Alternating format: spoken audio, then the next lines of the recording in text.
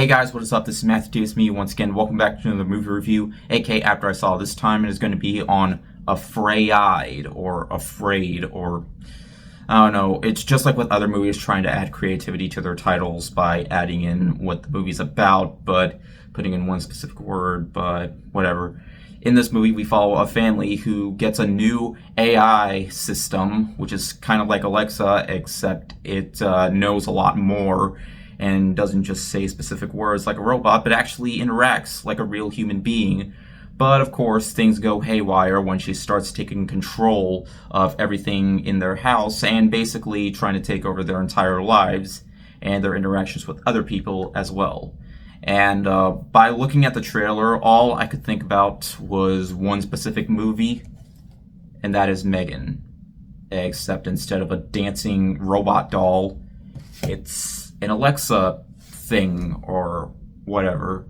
And all I could really say about the movie is that it has a unique idea behind it. Just like when, Megan had social commentary about, objects taking over and doing it in a very silly type of way, not always taking itself too seriously. I feel like this movie tries to attempt the same with AI, how, the fact that AI could take over the entire world, and how, a lot of people have been using AI a lot and thinking that it's the future of social media, and how we make things, like movies and stuff a bit easier, but it just makes things off as very lazy. And it just makes things feel like a bit rushed and just feeling like they don't really care anymore.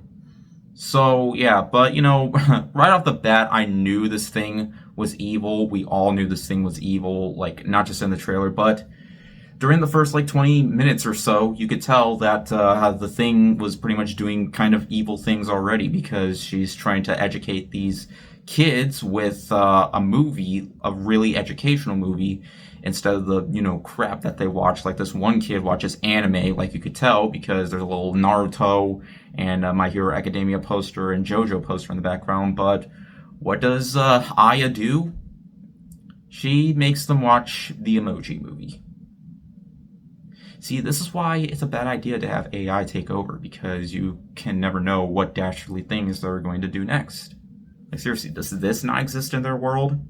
If you want to educate your kids, or, then again, she's trying to educate the kids, not the entire family, because the entire family, especially the adults, well, you get the picture. If you've seen my videos on this, then yeah.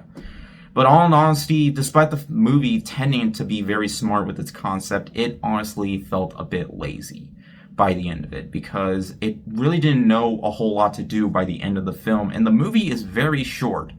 If you take out the end credits, it's like an hour and 19 minutes long.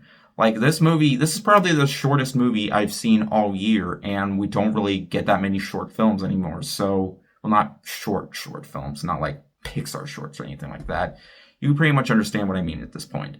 Basically, the characters, most of the time, they just interact with their days most of the time, but of course, there are weird things happening, like this one girl who does some sexualized things once in a while, but of course, there's this one guy, and Aya tends to take over the entire, thing, trying to make things better for them, but I really appreciate how a lot of the times they make it seem like, can you really trust what's going on? Because sometimes things turn out to be AI, while some other things might seem to be real, but I don't know, because I didn't really care much for these characters, and the fact that it had a really lazy last act, I feel like it just tends to do what most horror films, cliched ones done in a very poor way, just tend to do, just to end like that. Like, the police show up and all that, and it tries to have a twist, and it just came off as kind of predictable and kind of lazy. Like, the movie's called AfrAId, but there really isn't a whole lot to be afraid of,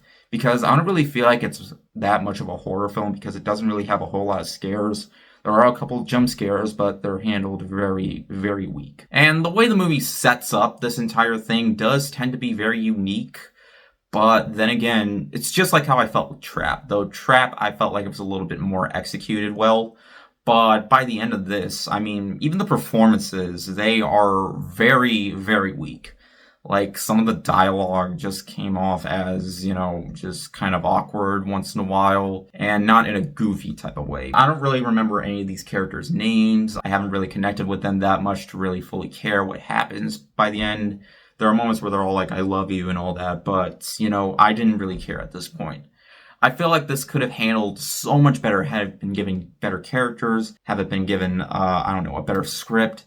And honestly, we could have known a little bit more about it had the film been a bit longer. But by the end of it, I'm all like, well, it was what it was. It tried, but didn't really do so well. Now, the concept alone and the setup I thought was really good.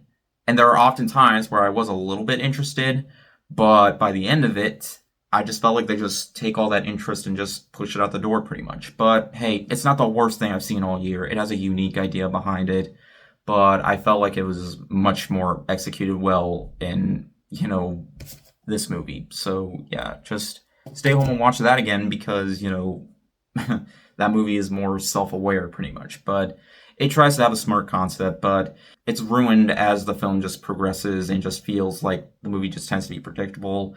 And there are often times where I feel like there are aspects that don't really go a whole lot, like some side aspects that don't really go anywhere that much, even when it tries to focus on some of the other characters. But yeah, anyways, I feel like the title's a bit misleading because I wasn't so much afraid as I was kind of bored throughout most of the film.